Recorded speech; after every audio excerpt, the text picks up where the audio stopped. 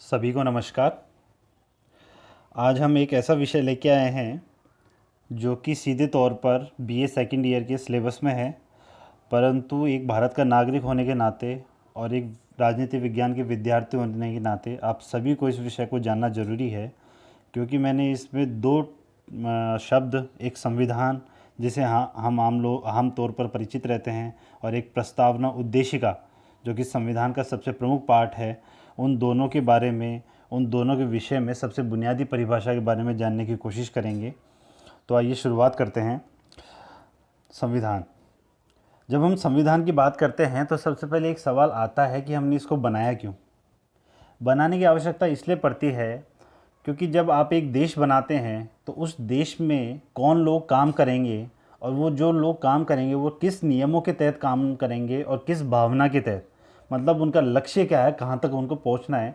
तो ये कहीं ना कहीं लिखा होना बहुत ज़रूरी है, क्योंकि उसके बिना तो सब व्यवस्था अस्त व्यस्त हो जाएगी। जैसे ये इसी तरीके से है, जब आप कोई किताब पढ़ते हैं या कोई एग्ज़ाम की तैयारी करते हैं तो आपको पता होना चाहिए कि आपका सिलेबस क्या है, क्योंकि वो आपका अंतिम लक्ष्य है, ठीक है ना, उस सिलेबस को कंप्लीट करना।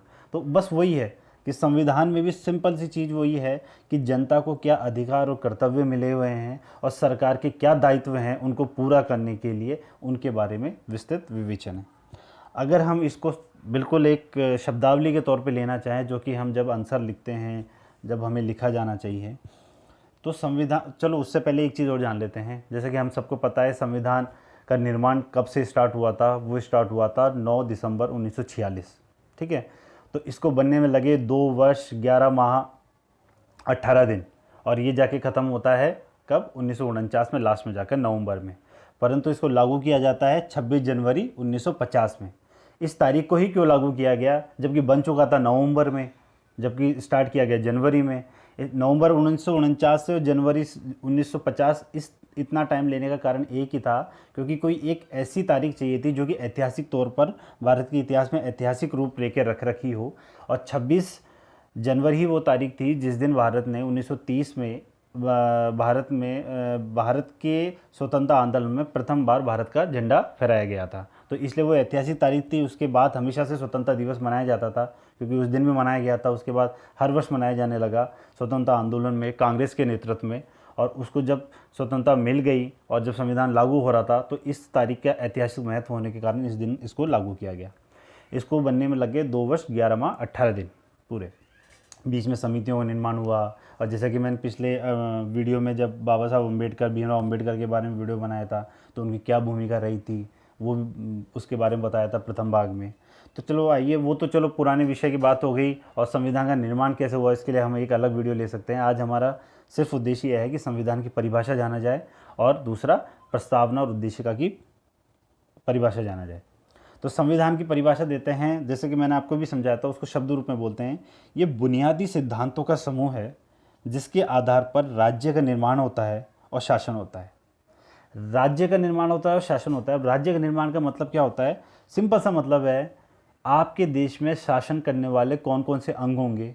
आपकी विधायिका होगी, कार्यपालिका होगी, प्रशासन होगा, न्यायपालिका होगी। इस प्रकार के जितने भी अंग हैं जो कि शासन करने वाले हैं, उन अंगों की स्थापना करता है, ठीक है ना। उन अंगों को स्थापना करता है, उनके क्या क्या कार्य होने इनका सीमांकन करता है, बताता है कि कौन कौन से काम किसके हैं, उनके एक दूसरे के दायरे बताता है।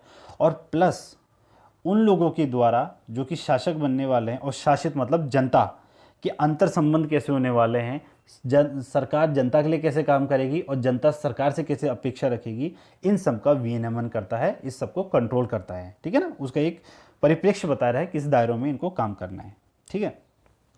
तो अगर ये जनता के लिए काम कर रहा है तो इसको हम दूसरे शब्दों में कह सकते हैं कि एक सक्षम ढांचा देता है। ढांचा किस काम के लिए? जिसके द्वारा सरकार सकारात्मक कार्य कर सके और समाज की जितने भी आकांक्षा हैं, लक्ष्य हैं, उनकी पूर्ति कर सके।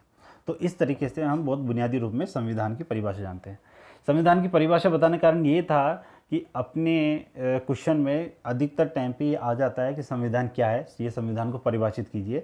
तो उस समय हमने ये होता है कि हाँ, इस शब्द से बहुत फेमिलियर हैं, परंतु एग्जैक्ट परिभाषा क्या है, फिर हम इधर उधर का जोड़ जोड़ के लिखते हैं। तो हमें बिल्कुल एग्जैक्टली पता होना चाहिए क्या परिभाषा है। तो इनमें से आप किसी भी रूप में जोड़ के लिख सकते हो। 50 शब्दों में आया तो इसको बढ़ा के लिख सकते हो, 100 शब्दों में आया उससे बढ़ा के लिख सकते हो, और 20 शब्दों का आएगा तो वो तो बने बनाए मैंने दे ही दिया आपको, तीन चार 20 शब्दों का दे दिया है। तो हम आगे आते हैं प्रस्तावना उद्देशिका। जैसा कि मैंने आपको बताया था कि संविधान सभा का जब गठन हुआ, उसकी प्रथम बैठक होती है 9 दिसंबर 1946 में, जबकि संविधान का निर्माण करना स्टार्ट हुआ। तो उसी के 4 दिन बाद 13 दिसंबर 1946 को संविधान सभा में पंडित जवाहरलाल नेहरू के द्वारा उद्देशिका लाया जाता है, या उद्देश्य प्रस्ताव लाया जाता है। उस प्रस्ताव में क्या था?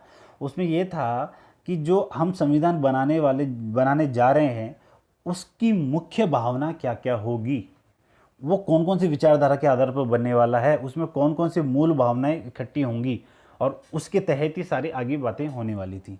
ठीक है, तो उसके लिए एक उद्देश्य प्रस्ताव मतलब क्या क्या उद्देश्य होने वाले हैं, उसका एक प्रस्ताव।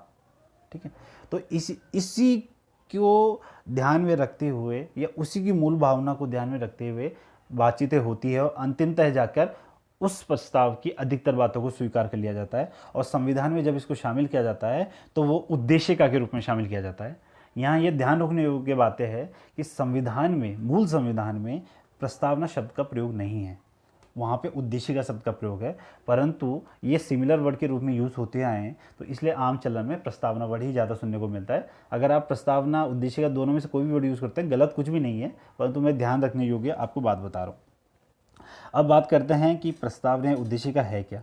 जैसे कि हमने अपनी इसकी स्टोरी से समझा कि जवाहरलाल नेहरू क्यों लाए थे, क्योंकि उनको एक उद्देश्य बताने थे। अब उसको अगर हम भारत के संविधान बन चुका है, उसमें शामिल किया गया प्रस्तावना, और उसमें क्या क्या शब्द हैं। अब प्रस्तावना क्या क्या शब्द हैं, उसकी परिभाषा क्या है, वो हम अगली वीडियो में बात करेंगे। आज केवल परिभाषा बता रहा हूँ कि ये एक भूमिका की भांति है, जिसमें संविधान किन आदर्शों पर चलेगा, संविधान के उद्देश्य क्या रहेंगे, और संविधान में हम जिस जिसको सत्ता सौंप रहे हैं उसका स्रोत क्या क्या है। ठीक है, और उस सत्ता का स्वरूप कैसा है, और उस संविधान के लागू होने की तिथि क्या है, इन सब का उल्लेख संविधान की प्रस्तावना में है। बहुत संक्षिप्त है प्रस्तावना।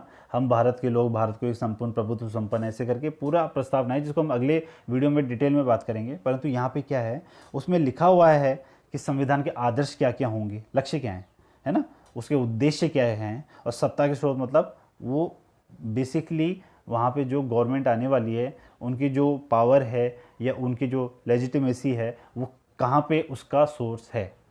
ठीक है, सत्ता का स्वरूप मतलब किस प्रकार की सत्ता होगी, संसदीय शासन व्यवस्था, अध्यक्षीय शासन व्यवस्था, या जो जिस प्रकार की व्यवस्था है उसमें भी कई रूप होते हैं, तो उसका कौन सा रूप हमारे देश में अपनाया जाएगा, और वो किस तिथि को लागू हुआ। जैसे मैंने बताया था नवंबर 1949, जो कि 26 नवंबर 1949 एग्जैक्टली डेट है। ठीक है, तो ये चीज़ें उसमें है उद्देशिका और प्रस्ताविका में। तो इस प्रकार हमने आप परिभाषा में बात की। अगली वीडियो में हम प्रस्तावना के बारे में डिटेल में बात करेंगे। इसके ऊपर मैंने एक स्लाइड पहले आपको आपके व्हाट्सएप ग्रुप में भी दे रखी है, परंतु इसको यहाँ पे समझाने का कारण यही था ताकि इसकी एक एक शब्द से इसको रूबरू होने का मौका मिलेगा आपको। धन्यवाद।